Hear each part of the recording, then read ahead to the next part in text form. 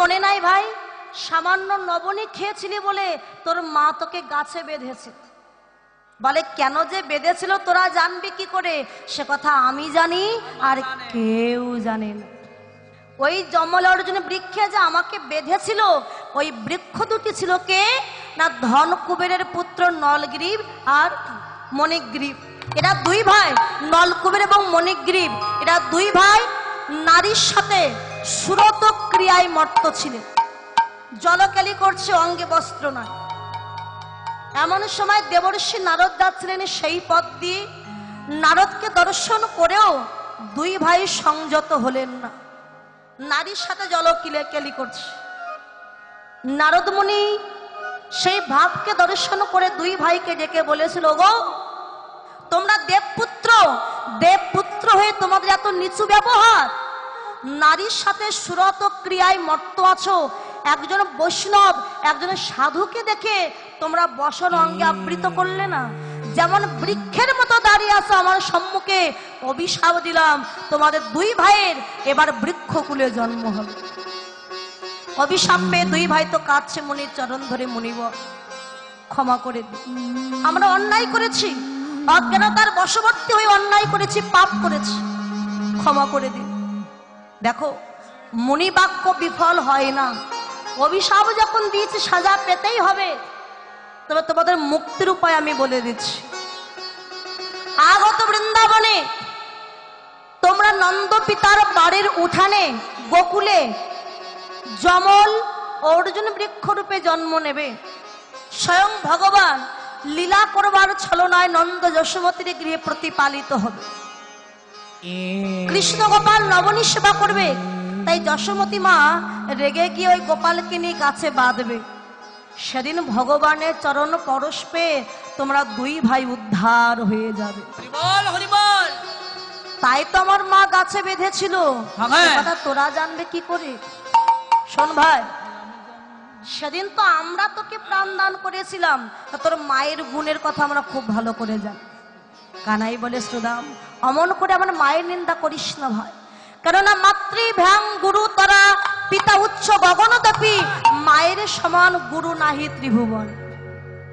দান কার্য ব্রতপূর্ণ কর রাশি রাশি, পিতা মাতা চরণ তুল্য।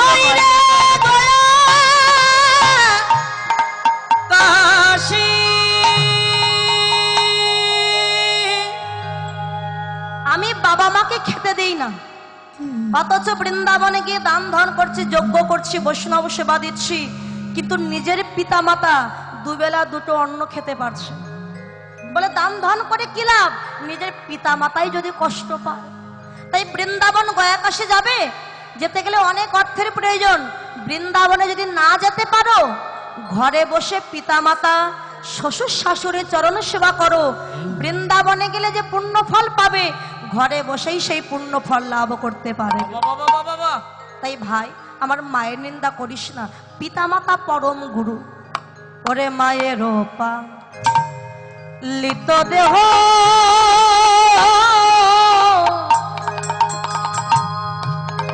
ভাইরে জন্ম তাহা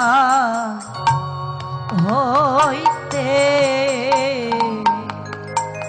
মরিরে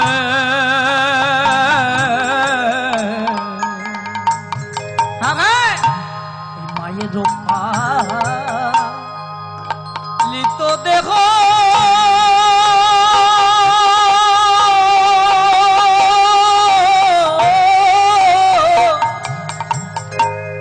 জন্ম তাহা হইতে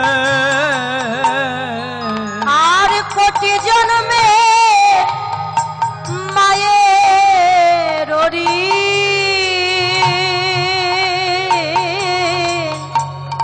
কে শোধিতে পারে।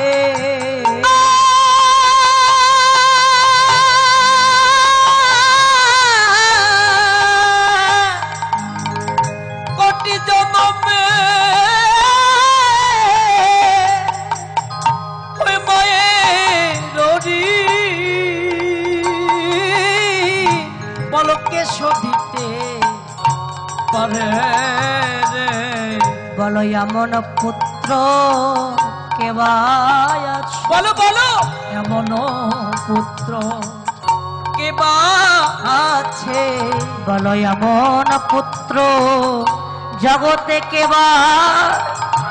এমন পুত্র জগতে কে বা আছে? ওরে মায়ের ঋণ শোধ করিতে পারে এমন পুত্র জগতে কে বা আছে? বলো মায়ের রে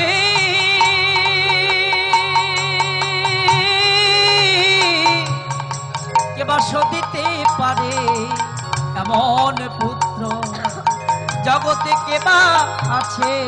জগতে এমন কোন সন্তান নয় যে পিতা মাতার ঋণ কখনো শোধ করতে পারে। বাবা বাবা হলো ছাদ আর মা হলো পিলার। যেদিন ছাদ থাকবে না, ওই পিলিয়ার থাকবে না, সেদিন সন্তান বুঝবে আমার মতো অভাগা আর কেউ না,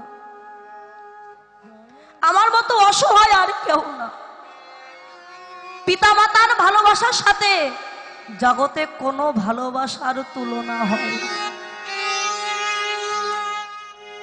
মা কত কষ্ট করে সন্তানকে মানুষ করে, নিজে না খেয়েও কত কষ্ট করে সন্তানকে খাইয়ে বড় করে।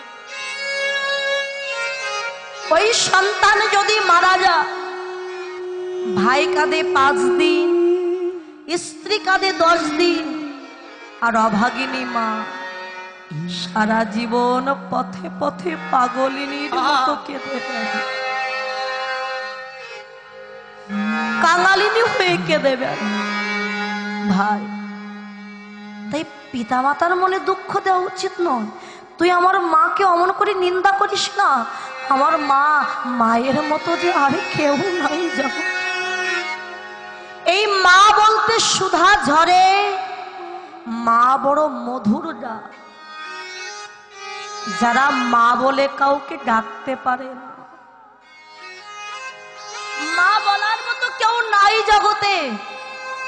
একমাত্র মা হারানোর কষ্ট, ব্যথা, বেদনা তো সেই জানে। আমার মায়ের নিন্দা করিস না ভাই। ঠিক আছে, তোর মায়ের নিন্দা করবো না, তোর মা ভালো, আমার মা খারাপ, ঠিক আছে। এই কানা, তুই কি তাহলে গোষ্ঠে যাবি না?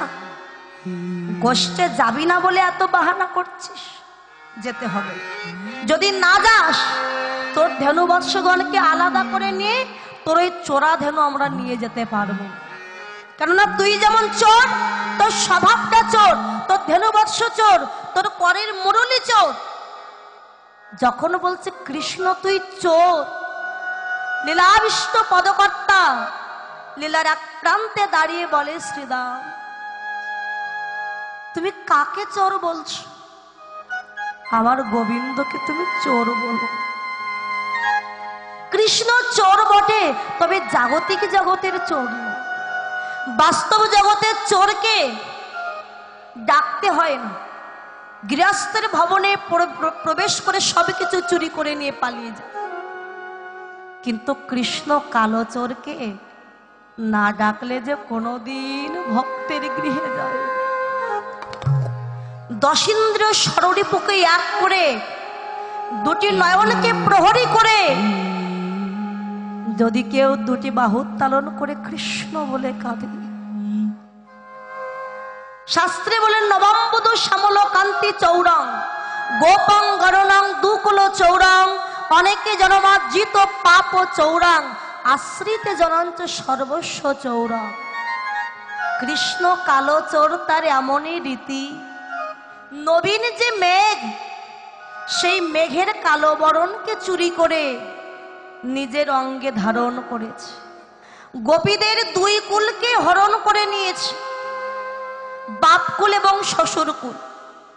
এ জগতে কোনো পাপী যদি একবার ওই কালো চোরের চরণে আশ্রয় নেয় আর কেঁদে যদি বলতে পারে, প্রভু এতদিন যা পাপ করেছি, অন্যায় করেছি, আমি সব তোমার চরণে নিবেদন করলাম, তুমি আমায় কৃপা করে আশ্রয় দাও। আমার কৃষ্ণ কালোচর কি করে জানো? ওই পাপীর সমস্ত পাপকে ভগবান নিজে কৃপা করে নিজেই নিজে নিয়ে অবশেষে ওই পাপীকে কি করে জানো, তারে আপন করে বুকে ধরে